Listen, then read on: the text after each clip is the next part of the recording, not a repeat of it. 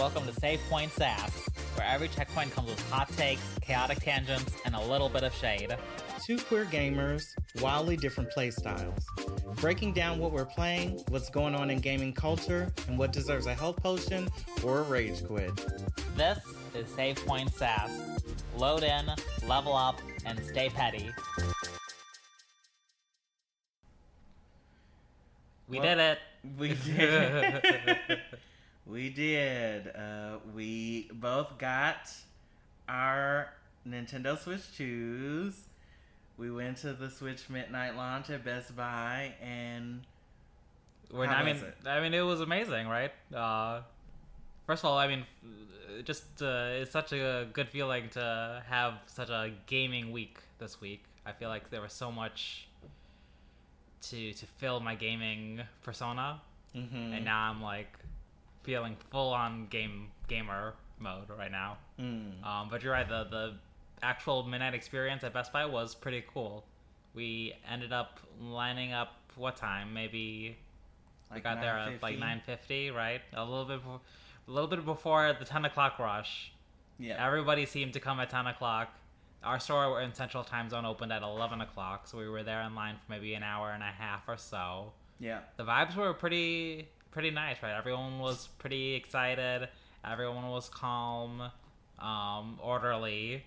I didn't see any like Black Friday chaos. But when we got there was already a long line for the non-pre-order. So that was something to clarify, right? For Best Buy, I think overall Best Buy was pretty solid in their approach. They split up the line, pre-orders versus non-pre-orders. They let people in from each line, a few people at a time. Thankfully, we were close to the start of the line for pre-orders because that line was going monumentally slow. They were taking maybe 4 or 5 people at a time. It seemed like for as much they were excited to do this midnight launch, once actual midnight launch happened, it seemed like almost there was egg on their face a little bit. Not egg on their face, but they kind of just like, wait a minute. Had a very slow process. But speaking about how excited they were and how good of a job they were doing, the staff were like so excited. And we even think that maybe a store manager or maybe a representative came because a guy came driving a Tesla Cybertruck, and he got out and he had on his blue Best Buy shirt, and he was like rallying the troops. He was like, all right, what's going on? We're going to take a staff picture. We're going to do a staff cheer. They did a Mario cheer. People were very pumped and excited. Well, he was trying to get people pumped. He was definitely, recording the crowd and like, yeah, you excited? Yeah. And I think that, the orderliness of it, the signs were very clear where the pre-order people should go, where the non-pre-order should go. They had like a rope to make sure the line was orderly on the other side. And I think, like you said, when we got there, it was a little before the 10 o'clock rush, but when we got there were already probably 50 people in the non-pre-order line. Which was surprising. Neither of us had expected it to be such in high demand for people without pre-orders. Yep, I agree. I thought that people who didn't have a pre-order probably would just stay home. Yeah. I thought that this was just going to be like a mini party for the people who were like true diehard fans who stayed up all night refreshing trying to get their pre-order. But no, this was like the masses were also in on it. Yeah. They were trying to get their maybe these were the diehard fans who didn't get their pre-orders in on time. True. I think that Best Buy did a very good job of with their system for pre-orders, as we talked about before in a previous episode. So I would be surprised that they didn't have second rounds or whatever pre-order to say that there's more stock. Which brings us to the pictures that were starting to creep online a couple of hours before the midnight launch of like Best Buy stores with hundreds of walls of Switch 2s, from wall to wall. So like we walk in, right, and they've got some nice swag. There are like a nice well, before we went in, let's talk about the line. The line, yeah. So a lot of people rolled up at 10. Yeah. And then like steadily people came, to both lines, and the pre-order line was pretty pumped. People talking about gaming. Yeah, and some people were dressed up. And some people were dressed up. Mario and Luigi outfits. And, yep. We saw a couple of people in drag. Yes. So that was exciting. Family, lots of... families. Lots of parents with their little kids. It was like their first and maybe only midnight launch experience that they'll get. I think the energy since we were in the pre-order line, we can only speak about that. Yeah. But the energy on that side was, extremely positive, and people were excited, and you could tell that people were like on the edge of their seats. They were like, well, some people were literally sitting down at the front of the line, but they were like, "Give me my Switch 2." Yeah. No, but you mentioned just now of like, this is kind of a moment, right? A moment that we might not have any more of in the future. Yeah. Right. So I think a lot of people were taking it in of like, I want the Switch as soon as possible, but I also want to experience the joy and the excitement of doing a midnight launch. Yeah. Right? Getting it first day, being with people who are just as eager as you for something that you like. Yeah. Those are always very special moments. Yes. And I think that's what we encountered in this Best Buy line. Yeah. And so finally, people were going in, and before we went in, the first person came out. Do you remember what happened? People cheered, right? Yes. Yeah. So the staff and all the people cheered for the first person that came out, and everybody was so excited. I think they took a picture of them, and I think that we thought, oh, well, it's the first person, so of course it's going to be a huge fanfare.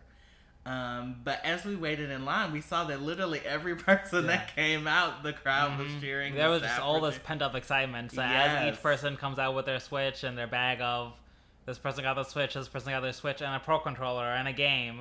Yeah. People are just excited to see just glimpses of what Nintendo is offering here. Yes.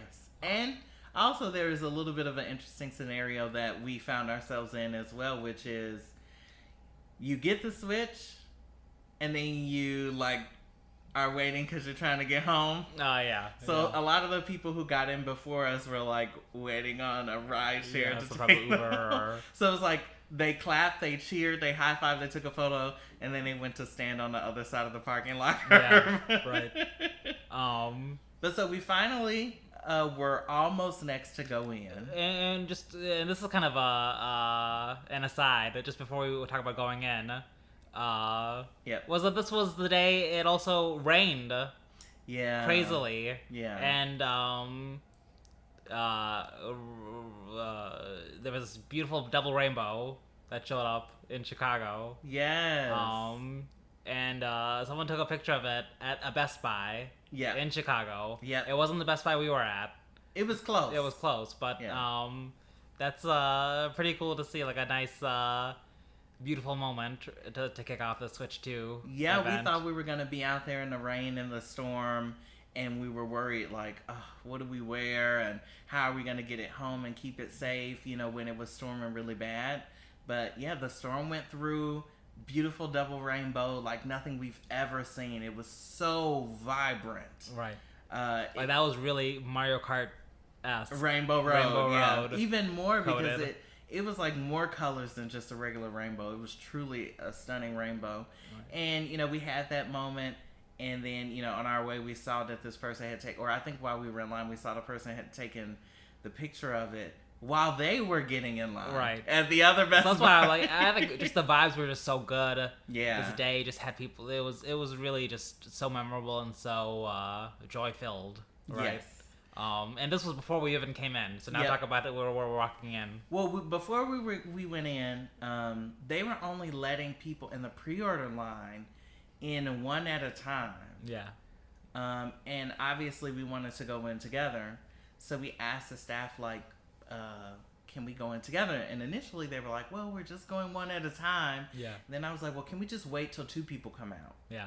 And then we'll go in together. And they were fine with that. And so we went in, and the moment we step in the doors, we're excited, and the staff member is excited. Cheering. Yes. And they had their display boxes up of all these Switch 2. We saw some boxes for Mario Odyssey and Princess Peach, and All the main Nintendo characters Yes. were represented, and they had Nintendo Switch 2 signs and, you know, advertisements for games and Super Mario World, Mario Kart World, and then all the accessories and games, and then all the accessories. Whole wall kind of on it. We didn't see any of the units of the Switch 2. They were all in the back. They were really good about that. They definitely were being a little bit security conscious, I bet. Yes. But it was really cool walking in and you see all this red, right? Nintendo red. It makes you feel well, red and blue. Red and blue. Because Best Buy also had their own branding stuff up too. Yeah, so. Best Buy was ready. Yeah. And Best Buy, speak of like they were also introducing their Best Buy credit card to the line. Yes, they were. So they went down the line and they were like, "Oh, if you're getting extra accessories, fill out this sheet." Right. Also, when you're filling out this sheet, do you want to get the credit card? So they were really pushing sales. They were ready to make their end too. Yeah. But we get in. Some nice lady. She comes and helps with us grab our Switches. Yeah.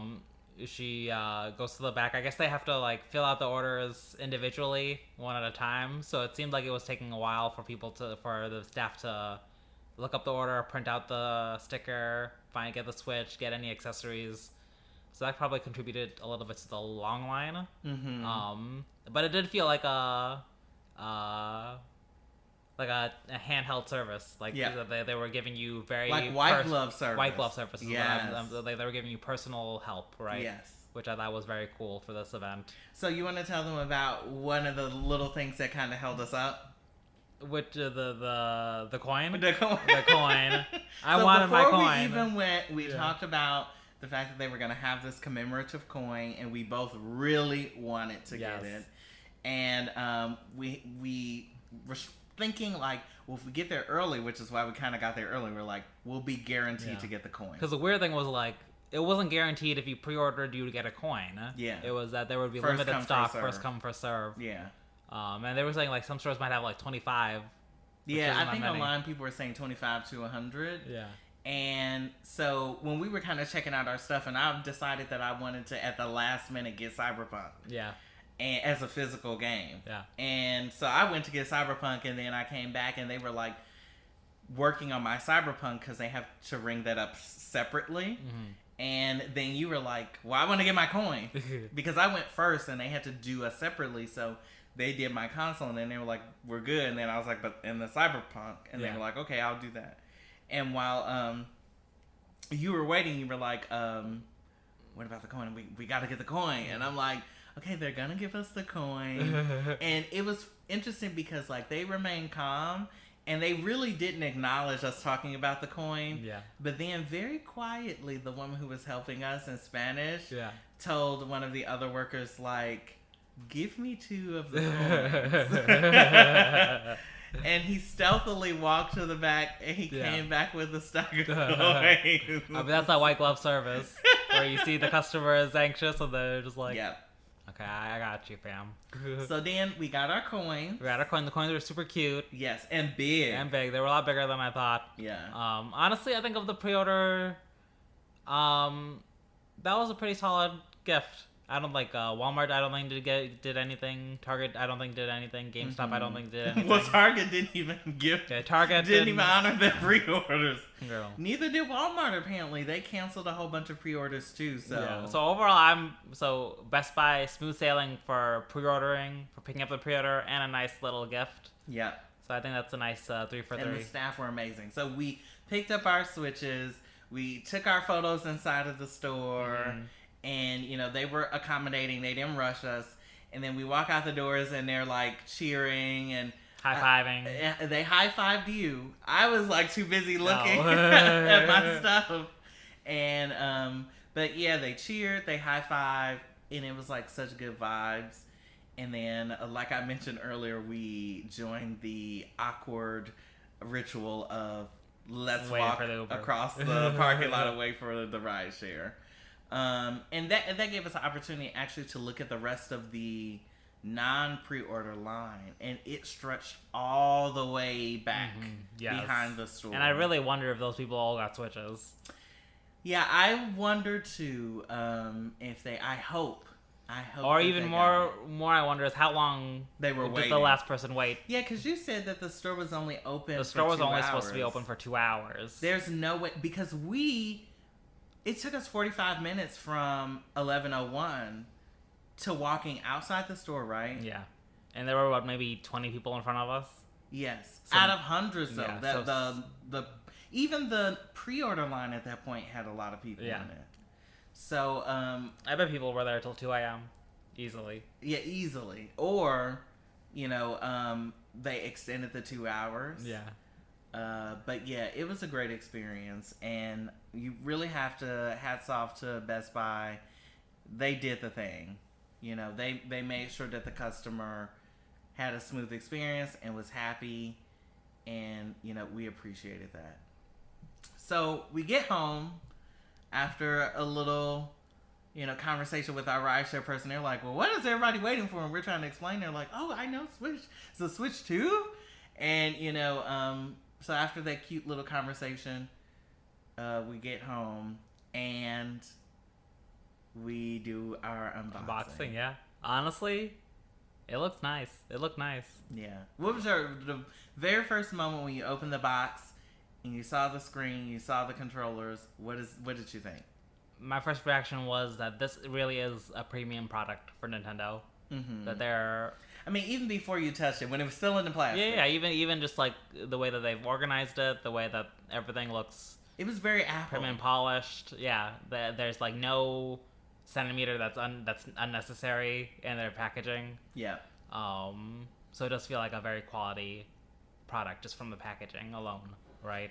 I definitely felt that it was premium, but my first thought when I opened it was, wow, this is huge. Ah, okay, yeah. That was once I like picked it up is when I realized that like it is it's not hefty, it's just big. Yeah, it's just big. Right? But so the first thing is I opened up the screen, right? Took it out. The first thing, obviously, you want to hold it in your hand. It is heavier, but really the weight feels like it's distributed better than the Switch 1. Yeah, and we did a comparison where because we have many Switches. Yeah. So I think now we're at 6 Switches in this. Yeah. So we did a comparison where we picked up the Switch 2 and we picked up an OG Switch. And yeah, it's really crazy that the OG Switch actually felt heavier because the weight was more concentrated. The mass was more concentrated. But so I thought the screen was large. You thought premium product, Apple presentation. And so then after that, you immediately go for the controllers. Mm-hmm. And what did you do? First thing you have to do, you have to try to connect them to the screen. Mm-hmm. Make that satisfying click. Yeah. And honestly, it was indeed very satisfying. Yep. So strong. Definitely no qualms for whether the magnet is strong enough. Yep. But actually, you know what it reminds me of? MagSafe. The satisfying connecting your cord to the computer, right? The exact same thing for these Joy-Cons, except honestly, 5 times stronger somehow. I wonder if that's where they got the concept. Because we just mentioned the Apple packaging, now we're mentioning the Apple MagSafe, Apple subscriptions. Definitely, they're seeming like an Apple subscription with the way things are going. The Apple tax, the Apple Premium. Yeah. Honestly, I think you're onto something. I think that the Appleification of Nintendo. Yes, they really maybe took inspiration, which is interesting because in some interviews a couple of years ago, they talked about Apple inspiring them and kind of studying the Apple way. Yeah. And I don't know if you remember back when the DS Lite came out, they also had this Apple-inspired rollout. No, I don't and they remember talked this. about it back then, how the DS Lite, remember the white one? That was, it looked like John Ives designed it. Oh, okay, the design of it. Yes, I do remember the white one. And all of the packaging around it, and then you got the pearlescent pink one, and actually, if you look back at it, that was totally Apple inspired. Apple before Apple did it. Well, I think there have been a couple Apple had done it with iPod touches and right, stuff like that. Right. And Nanos so, But it seems like this time they're also taking an Apple approach to things, maybe they're taking approach as well on the hardware side of things. You think? Well, I think that this hardware definitely feels premium. It seems like it was designed, you know, less like what we've had before. I mean, just I dropped both of our Switches, which we're gonna talk about later. But clearly, they are products that are durable. Yeah, durable enough to handle. Yeah, that's like a 2-foot drop. Yeah, and both of them got dropped and nothing happened. But it's it seemed like it's a product that's designed for adults rather than kids. So in the past, they've often talked about how stuff would be indestructible because kids had to play with it. Yeah. So it had to work in a certain way. It had to have a certain simplicity. But now it's indestructible because it's a premium product. Exactly. That's definitely the feeling now. What did you think of your unboxing? Just real quick. I mean, just like you. I was like, the screen is big. I'm like, oh, this feels premium. I took the controllers out. They snapped on super tight. Yeah. What did you? So we both also got the Mario Kart bundle. What did you think of the bundle having the digital code? I don't like that. No. I wish that it came with a card, and I wish it just came with the box and you know everything. And I feel like it was a missed opportunity to do something like what was included in the Cyberpunk case, which was cute little stickers and a cute little message to the gamers. You know, something that seemed like personal and like appreciative of the expenditure. Yeah. I feel like it was just like a code. It did have a little message on it, but it was just like, Mario Kart World, scratch it off and put the code in. Yeah, it was interesting. I was also seeing that there were like 2 different types of Mario Kart bundles. Yeah. And like some might have even had them pre-installed on the Switch itself. I wasn't sure if that was true or not. Okay. I hadn't seen that, but I definitely saw that there were 2 different types of boxes. Yeah. One that literally had Mario in a racing cart. And then one which were non-bundles converted to bundles. With a sticker on them. Yeah. So, but no, I think that my unboxing basically stopped at that point.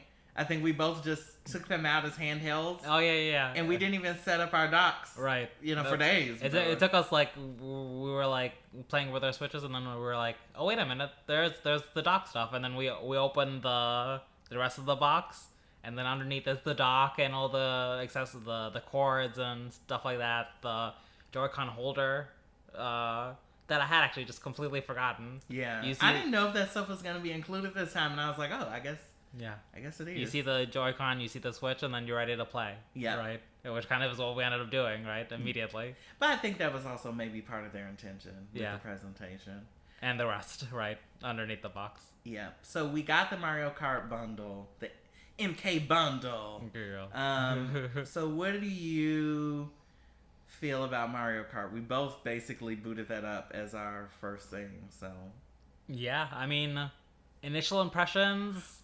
Actually, let's talk about, before we go into Mario Kart, what our boot up experience was like. For the Switch itself. Because I booted it up and I went through like the couple of menus that they had, and like with no problem. Did you have any issues when you booted yours up for the first time? I don't think I had any issues. Oh wait, I did have an issue. Remember, I was trying to add my account. Yeah, we had this whole like Nintendo accounts and how they interface with Switch versus Switch 2, how they interface with like family dynamics or having multiple Switches. A few issues with that. There are very, very, very many different scenarios that don't seem like they're being handled well by this new framework that Nintendo's introducing. Yeah. By framework, I mean like everything together, right? We've talked about virtual game cards, digital, physical, game key cards, everything all cumulatively. Yeah, feels a little bit like a mess. I think I was trying to add my account, and it was like asking me to do a system transfer of the account or something, and I needed my other Switch. Or it wasn't clear to me that I could log in to authenticate my account. Instead, it was like trying to make me go through the system transfer. Yeah. And then I realized, like, oh, you don't have to do the system transfer, and I couldn't because I didn't have my other Switch with me. And so then I, like, skipped that screen, and then it was like, oh, well, you could just log in, and we'll do it that way. But I think for you, you had your Switch here, so did you do a system transfer? I ended up not doing the system transfer anyways, even though I did have the Switch with me. I mean, I think that's more philosophical for me, of, like, whenever I get a new device, I actually don't like it when the stuff transfers. Because I do like it when it's like a clean slate. Mm-hmm.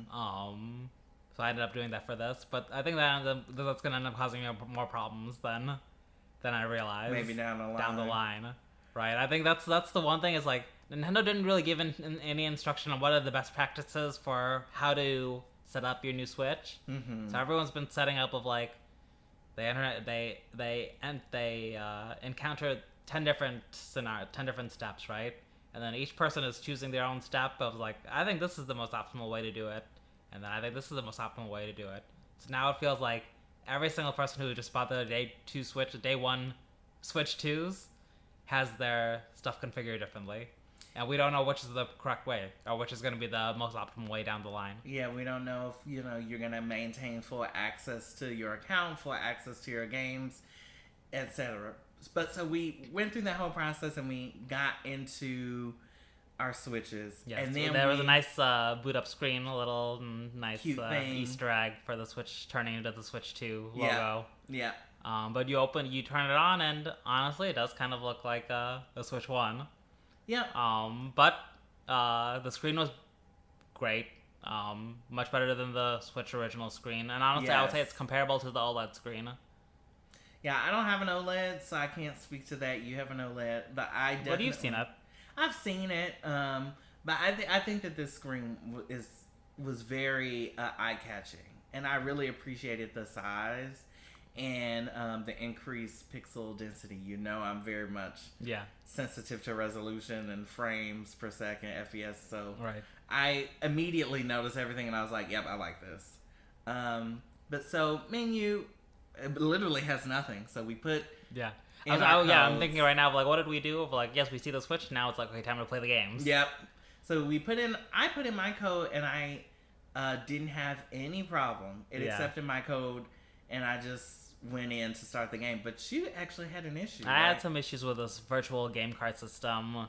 It was really odd. So what was the error that it gave you? It was like I had to set my Switch 2 as the primary system, or because my original Switch was set as the primary system, I was unable to like set up the virtual game card for Mario Kart World, which was preventing me from... it made it seem like your original Switch had already claimed the code. Which is weird because this is a Switch 2 game. Right. I don't even it was even complicated how I resolved the issue. I had to like deregister the Switch 1 as my primary console.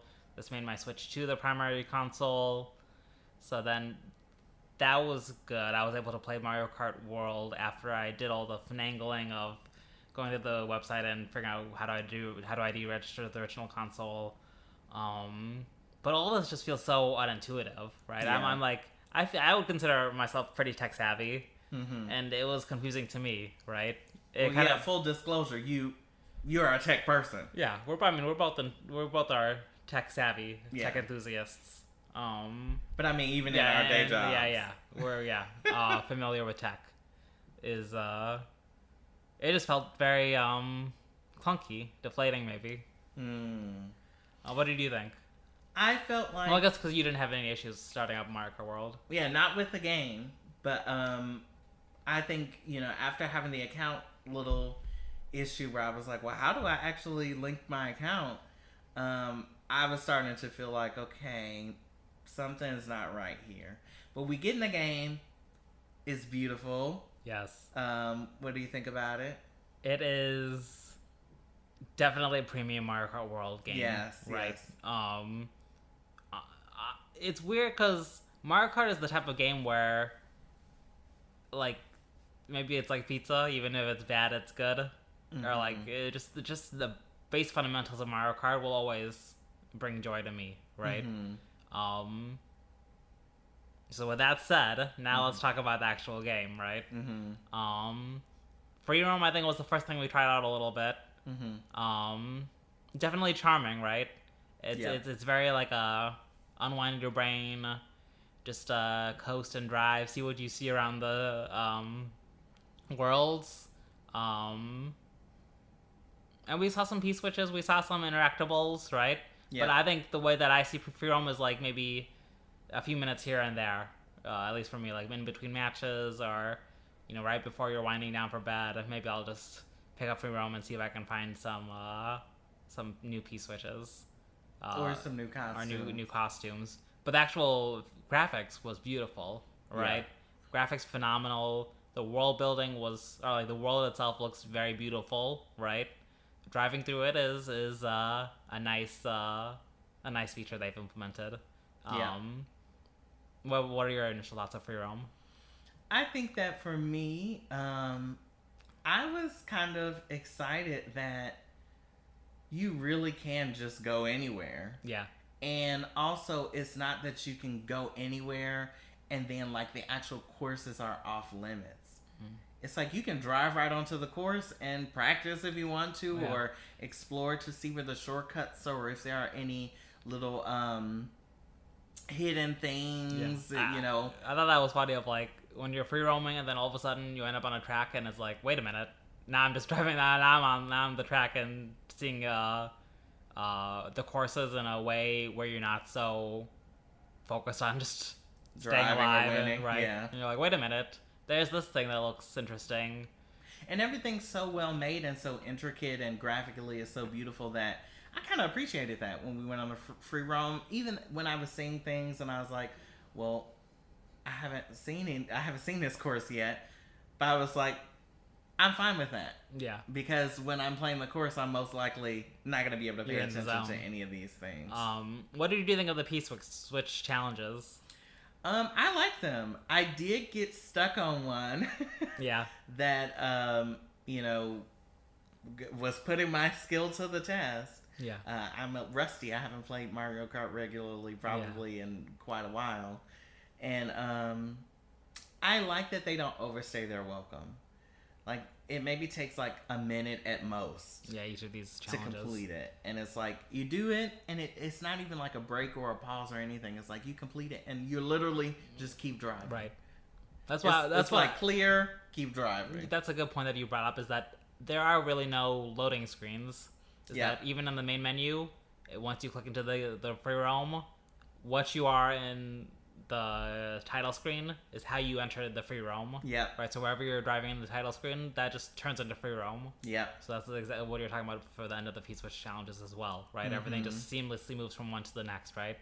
So I guess these polish items are very Nintendo done. Like they were thought of very clearly, right? Yeah. What was thought of very well. Yeah.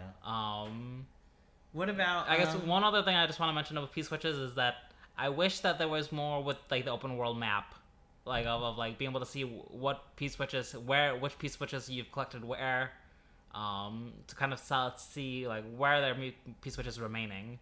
Because I know that I want to like 100% my P-switches, but I'm like, I don't know, how do I know if I've gotten 100%? How do I know where the remaining ones? How do I know where I've gone, where I've not gone? Well, that information is on the map. Is it? Yeah. So if you open the map, it'll tell you, like, there are this many P-switches. There are this many. I think it talks about the food, maybe too. And then that's like the number you've gotten so far, right? Was it the number you've gotten or the number remaining? I'm not sure, but I know that also there's like these little question marks underneath every course area, and I never figured out what they are for or what they are. It kind of looked like they were for costumes almost. You think so? Well, I have a lot of costumes. Yeah. But I don't have any of those question marks filled in. There's still question marks. So I'm not sure if they're costumes. Yeah. I mean, I guess that what we're describing now is what we're noticing is that because this game is brand new, a lot of people are still discovering what everything means, right? And how all the mechanics interact with each other. Yeah. I do like that. That is nice nostalgia of like it's so you're not spoiled. It's so unique to be in a situation where people don't know the answers. Yeah. Like people are like, well, what are the boosts you get from coins? Like what all these things are just unknown, right? And people are literally at this very moment trying to figure out. I mean, they got to play. Yeah, play the game. Speaking of playing a game, we're all familiar with Grand Prix. That's the OG.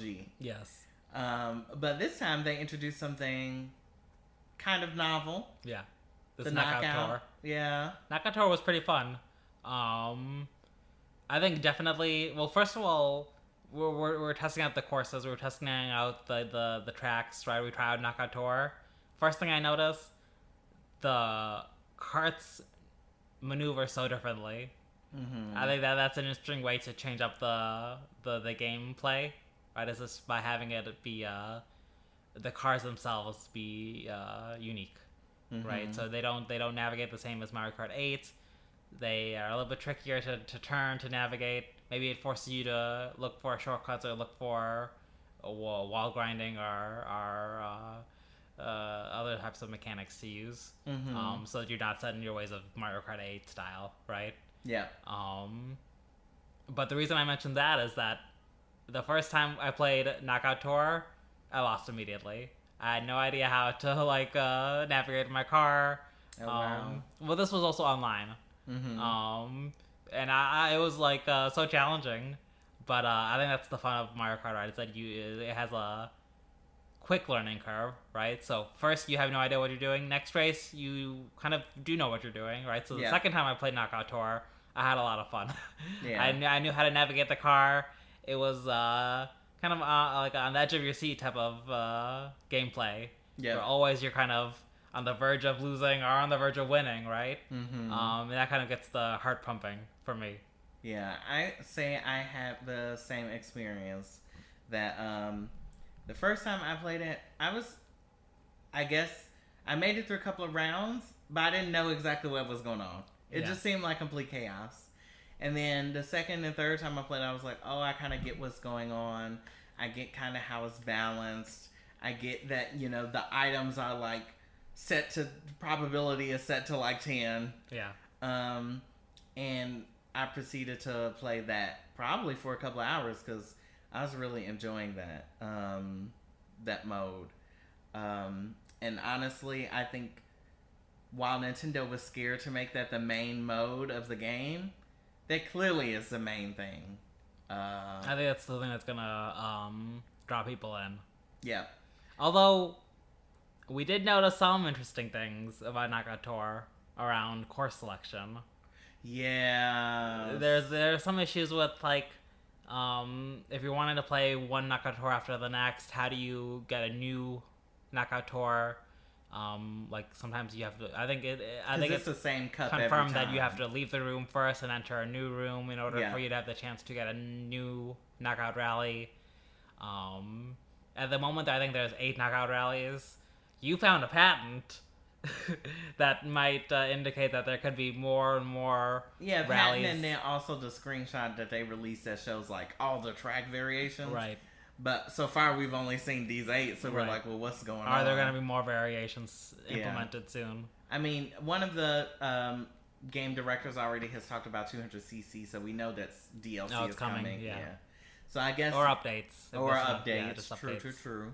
But no, I think that, that was kind of a bummer for me because I was kind of sick of doing the same. Yeah, you told me that you ended up playing the Knockout Tour 2 or 3 times in a row, the same course.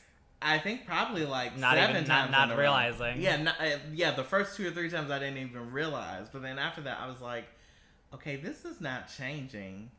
And what do you do but keep on racing? Yeah. But I think we're both having a good time with Mario Kart. Yes. It is.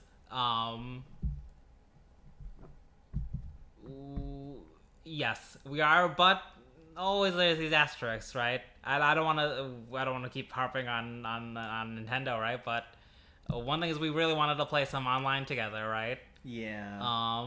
And that was a challenging experience. So I think that what I'm trying to say is that Nintendo, you got to get your online infrastructure together, right? Yeah. So let's explain what we were trying to do. So basically, we wanted to play together. We both have our own Nintendo Switch 2s. Yeah. We both own Mario Kart. We both got the MK bundle.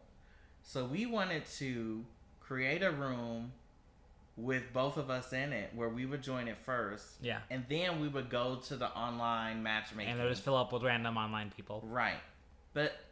And we didn't know this at first, but that's not possible. Yeah.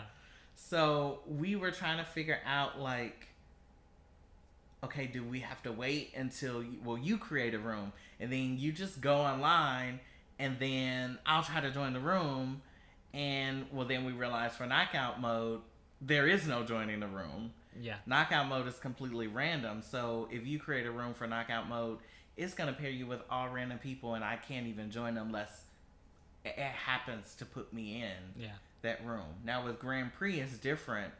Then you can create a room.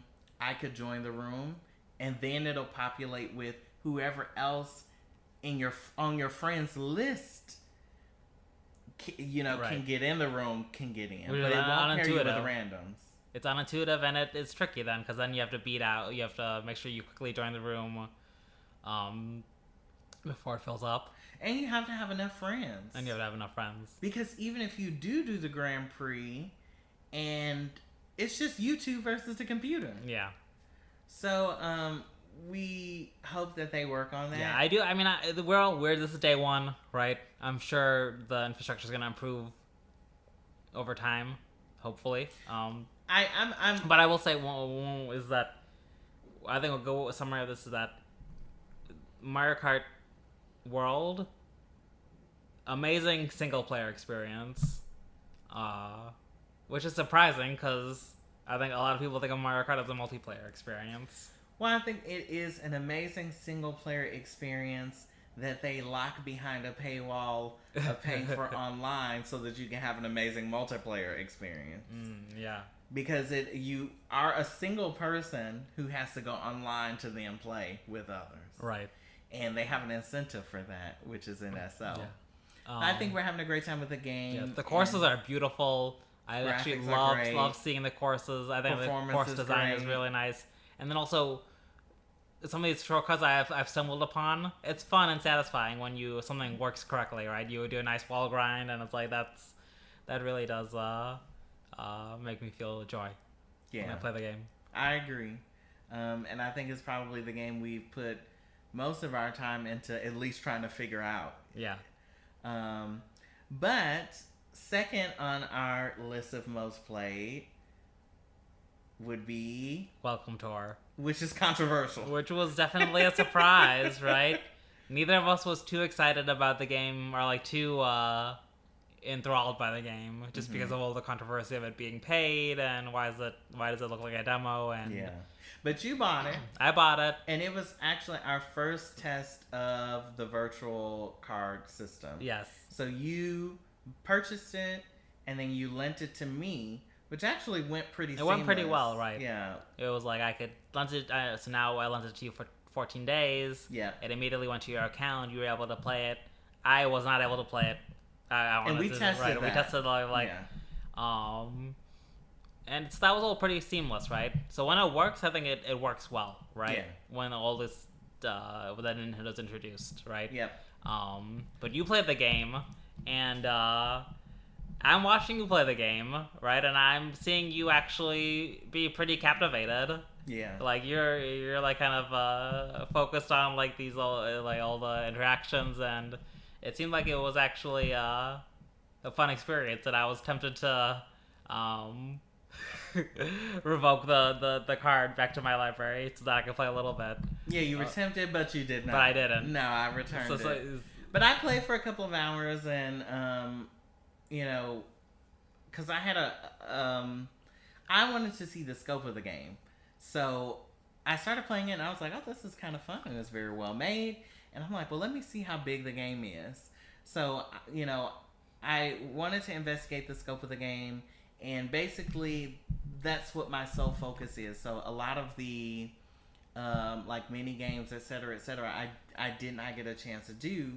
But after my 2 or 3 hours, I was like, okay, well, I see the scope, and I'm like, this is fun. You bought the game, so you should try it. You should, give it a chance. And so I returned the game to you. We did not test revoking. And then you started playing. And you played actually much more than I have. Yeah, I was very surprised at how much I was loving the game. I think it really it scratches the itch for collecting while also learning. I was surprised at how much I was actually interested in the facts that Nintendo was introducing. Yeah, I agree. Of learning more about the actual console. It sounds dumb, right? Of like, why would I? It's like, let me play the game. But I was actually very pleased with the facts that they were introducing. Yeah. They were talking a lot about the HD Rumble, about how the Joy-Cons are built, like all these things that you kind of take for granted, of all the intricacies of tech design, which we mentioned we're like tech enthusiasts, right? We love seeing the deep dives on the actual hardware, and I think this was a nice consumer level way of introducing people to the nitty gritty of the software, right? Yeah. And I think I enjoyed it. And then all these tech demos as well, and the games, the mini games. Everything was so well made. Right. And it's different when you're actually playing it, right? When you're watching someone play it, it might look a little perfunctory, or what's the point of this? When you actually are playing it and interacting with the games and interacting with the stickers, you really feel connected to what Nintendo's offering. Yeah, I agree 100%. While I was in the experience, I was enraptured. It had me. Yeah. I was like, this is interesting. This is cool. This is so well made, and it is a pleasant experience for me. And honestly, a challenging experience. Yeah. I think that's kind of the most surprising thing, is that, you know, out of all this, people are like, well, why am I paying $10? And is this really a game, or is this... No, it is. It has many games in it. Yeah. Many games that are also educational and... but also challenging. Yeah. So I would actually say I would recommend getting Welcome Tour. Yeah, me too. For $10 for sure. Yes. So those were our two main games, right? Yep. And then I went looking to find more games, because I have an extensive Switch One digital collection. And so after playing those two games, I was like, okay, well, let me check out some of these other games and see how they run with this new Switch 2 power. Right. And that's when I ran into our second account issue. Yes. So, basically, I, just like a lot of other people, did the good old account swap, where, you know, my family has a Switch, and I made, you know, their console the primary console, and then they made a separate account, and I made a primary account on my console, and then made a separate account, and we would each use the non-primary console account to play. But because we had it swapped, then it would never like kick somebody off if they played the same game. So that was the setup that I had. And also, I did not have my Switch with me. So I went to try to add my second account to the Switch, and it was giving me all type of problems trying to add that account. I'm not the primary account user, and it was saying, well, that Switch isn't updated, and another Switch is the primary account, all this type of stuff. And I'm like texting my family on their Switch. I'm like, y'all need to update y'all Switch. And they're like, I'm like, when's the last time y'all played? And they're like, well, we haven't played maybe in a couple of weeks. And they updated it, and it still didn't work. And it's because we had the account swap thing, so I didn't realize that the account that I actually bought the games on was on the Switch that I had, you know, in my apartment, but not here. And so, yeah, I couldn't really do anything. So then I went back to my apartment to get my Switch, and, you know, once I had it in person, it was easier, but it required you to have the Switch physically in person to link it. And I didn't delist like you deregistered your previous Switch. That didn't work for me, and it didn't offer that for me. It only offered linking. So I linked my previous Switch to this Switch. And then also, mind you, this is my second account on the Switch. So I have a main account for this Switch. Then I have a secondary account, which is the account I bought all the games on. They had the primary account on my old Switch. then it linked that Switch to the new Switch, but only for that account.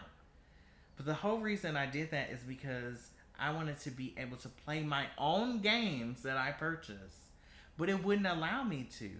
The only thing it would allow me to do was to lend and load the Switches onto my current Switch after I linked it.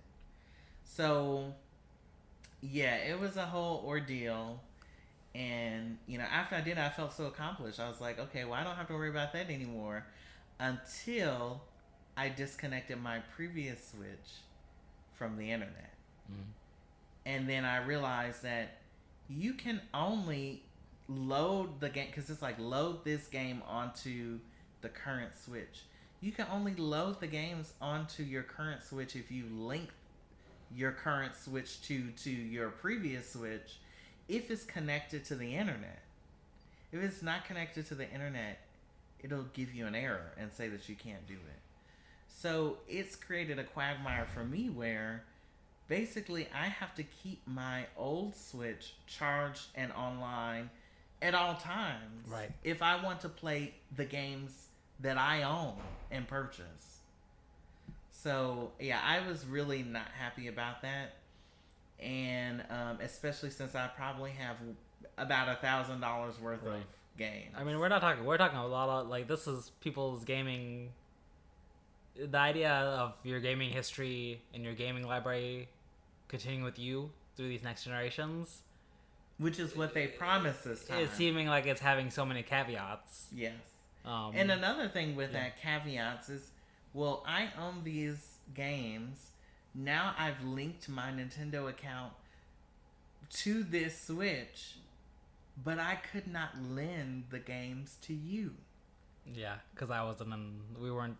It, like the family, all this family stuff was so confusing. Yeah, it was because that Switch is that account is technically in a different family, and we're in a different family, and that's why it's so difficult for the stuff to be explained. And Nintendo hasn't even explained it. They haven't even tried. Right. They're just like, figure it out. Right. And if you can't play the games that you paid money for, we'll pay more money. Right. Just buy the Switch 2 edition. But what you were mentioning is that eventually you were able to test some of the games, right? Yes. What are some of the games you tested, and what were your impressions? So I think the very first game I tested was Kirby. Yeah. Kirby Forgotten Land. Yes. Yeah. And immediately I could tell it was running better. Yeah. That game is kind of like, I say after... Which, sorry, this one was not an official upgrade, right? It does have an official upgrade, but it's not released yet. Yeah. So this was just playing a Switch 1 unupdated game on the Switch 2. Yes. And you were seeing already performance improvements. Yes, immediately I could tell that it was running at a stable frame rate, and everything felt so smooth, and the gameplay looked visually stunning, better. I think that the game this game after Luigi's Mansion 3 is one of those games that is like kind of like made with such a style and attention to detail. So it's kind of a visually very pleasing game, and I think that it looks better on Switch 2 playing handheld, right? Because we've gone from 720p to 1080p, and now we have a locked frame rate, and we have a better screen. Because I think at that point I still hadn't played on the TV. So, and then the second game that I tested was Xenoblade Chronicles X, and that ran way better. And actually, I think that the technology in that game must lend itself to scaling, because I could see everything in the horizon was much more clear. There was like a fog lifted, because oftentimes they use like fog or like some type of blur for distant objects, so you don't see that very low polygon or whatever. The draw distance was higher? Yeah, the draw distance seemed like it was higher, and the game ran so much more smoothly. And so after testing those two, I was excited to then try an official upgrade.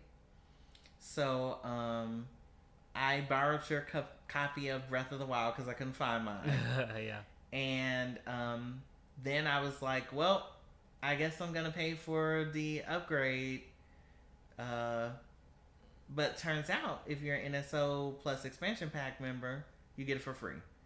There you so go. I downloaded it, and at that point, we put it on the TV. Yes. And I'll let you say what you felt Honestly, the graphics look like. It looked striking. Yeah. My biggest wowza, right? So if you recall Breath of the Wild, the introduction, right? You walk through the cave and you walk out and you see the beautiful landscape. My favorite part was actually walking through the grass and seeing how beautiful it is as you're seeing the grass move in a higher frame rate or a more stable frame rate. I think that's going to be people's most welcomed change, right? All these gamers who, I will say I was a gamer who was like, I don't need 60 frames per second, I don't need high frame rates, I'm good with 30 frames per second, or I'm good with whatever, right? Once you see a higher fidelity, then you realize it does matter. It does matter. Both for like a polish, but also just like on the eyes, right? Of just like, it's easier to play the game. Yeah. When it's smoother. Yes. What was your impression? I was also taken aback from the very first scene when the water drains away from Link as he reanimates, and it looked like it looked like a very, very, very high quality cutscene. And I know that sounds kind of stupid, but like it's just like everything about like the stable frame rate makes just how you receive the visuals so different. Right. And the fact that you get to see everything in full quality, right? Without compromises. I did notice one little thing though. I did tell you that like immediately when he got out, I was like, "There's no anti-aliasing." You did mention that, yeah, and that was like, confirmed. I can see aliasing, yeah, and then it is confirmed. But yeah, I was so impressed by the visuals and by the frame rate. I'm extremely sensitive to frame rate differences, etc. So I immediately was like, okay, yes, this is what we wanted. This is what it should have been from the beginning. Yeah. And for a lot of people, it may be their first time getting the Switch 2 edition, and they'll have this wonderful experience of the game, and will have never known what we had to do before. Another category, just a real quick, one game I tested, Pokemon. Yeah, you did. Pokemon Violet. Oh my And goodness. what a difference that made, right? Yes, tell us more.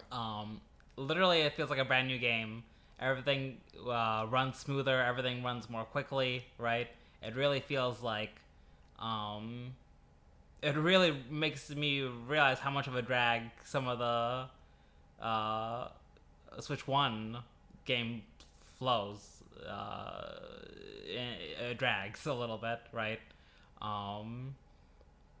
And we had talked about that before in the past, right? Because that was one of the it lagging, of it being sluggish, about the frame rate being graphical glitches, crazy. But at that point, you were saying that it didn't matter to you, right? I was drinking the Kool-Aid. It doesn't matter. Which in ways it didn't matter because we played the game, right? But we now, had fun but now we realize what we could have had, right? A very smooth, pleasing experience that then adds to the gameplay rather than detracts from it. Yes. Right. Like the game gets out of the way of having a good time. Right. I will say one thing though is that even once the graphics are updated, you still have to have a good gameplay mechanic, right? Yeah. So I will say still, some of the even with a higher fidelity graphics of the lots of dialogue, lots of button pressing, lots of... every tree is moving. Right. No. Yeah. Every tree is moving and looks the same. Yeah. So graphics is... Just because the graphics are better doesn't mean that it's an automatic win, right? I appreciate that they did an update for this, but I feel like they only did it because of the controversy of and how the bad pushback. It was. But I really wish that Legends Arceus got the update because honestly, I feel like that game needed it more. Yeah. Because all the Pokemon are out on the field and we would see so much more improvement to Arceus. Yes. And I feel like the gameplay to that game is much better. Yeah. But I will say, overall, from what we've seen from these upgrades, I'm excited to see what the Switch 2 has to offer. Right? Me too. It definitely seems like it's very capable, more so than we anticipated. Yes. Um, And full disclosure, we have Steam Decks. Yeah. So we're comparing it to not just Switch but to One, but to Steam Deck as well. And it seems like it's comparable. Yeah. Maybe better. Maybe better. Well, time will tell. So after all this, you know, we've done the midnight launch. We've got our hands on the hardware. We played some games. We've fought Nintendo account system. Mm-hmm. What's your save point and what's your SAS point on Nintendo Switch 2? I would say my save point is maybe this one last thing we introduced, which was the camera. That gave me. We tried testing the camera out. It gave me the camera for game chat. For game chat, right? Yeah. We played with it for Mario Kart World, and seeing our faces while we're racing, that gave me so much joy. Actually, yeah, it was surprising how much excitement that gave me of just like feeling connected to you while we're playing the game. Seeing how intense, you know, our stares are while we're trying to stay alive. That's probably is my save point. And more broadly, just the collaborative aspect, right? We talk so much about how much Nintendo's focused on the single player aspect, right? But still, they do collaboration well enough. Or like, gaming is always it's nice to experience it with others. So I'm glad that I've gotten to experience it with you. So that was your save point. That was my save point. SAS, the online experience. Give me the actual online experience. I don't know how it's how it can be that there are features that were in Mario Kart 8 that are not in Mario Kart World. Get it together, Nintendo. You gotta make sure that when you're introducing a new functionality that you keep parity with your old functionality. Yes. And then what about you? What would be your save point? What would be your SAS? I think that my save point is gonna kind of be right on the line of what Nintendo wants consumers to be looking at, which is more power. My save point is gonna be stable frame rates and better resolution. Agreed. Because to me, especially since I'm a PC gamer, and you know, and now I have a pretty good PC, so I'm used to playing games at least 60 frames per second locked. Yeah. And you know, I'm not playing games usually at 4K, but at 1440p, and and I have a TV and a monitor that go beyond 120 hertz, so 120 frames per second. So I'm very used to like a certain type of experience, and I'm very sensitive to like frame rate drops, etc. And I'm excited now that, and my save point is that my back catalog will run better, right? Even without official updates. I'm playing through Kirby. I've gotten to the second world now, and I'm having so much fun, and the experience is so much smoother, and it's easier to accomplish tasks just because the game doesn't drop frames, right? And we often think about like, oh well, it's just a graphics, but physics also have a frame time, right? And so, you know, if you're dropping frames, it could be that you drop physics frames. And so that's my save point, is that like my back catalog is going to have better performance, you know, if I can get to it. And that brings me to my SAS point, which is this account debauchery. Nintendo needs to get that together. I don't understand why you can't permanently merge accounts. I don't know why you can't permanently give games. Yeah. So if let's say you have a game, you don't want it anymore, and a lot of people say, well, that's a game key card. Okay, that's now. What about all of the stuff that I already what about the $1,000 I spent on previous games? Right. Digitally, there has to be a way that I can give it permanently or transfer it permanently to someone else or even to myself. What if I got locked out of that account? Yeah. I just wouldn't have any games? Yeah, some of these things don't add up. It doesn't add up, and it doesn't follow their promise of full backwards compatibility, and it doesn't fulfill their aim at having a smooth account system now. So that's my stance point. Get it together, Nintendo. Get it together, but also get it together because we're excited to give you money. Yes. But yeah, we're both excited to keep playing. I think the next week we're gonna see us playing more Mario Kart World, more Mario Kart Tour. I kind of broke the surprise, but we got the camera for Nintendo Switch. We're gonna be testing it more. Yeah. We'll probably have more feedback on that in our next session. Yeah. So until then, keep on gaming and stay sassy. Stay sassy.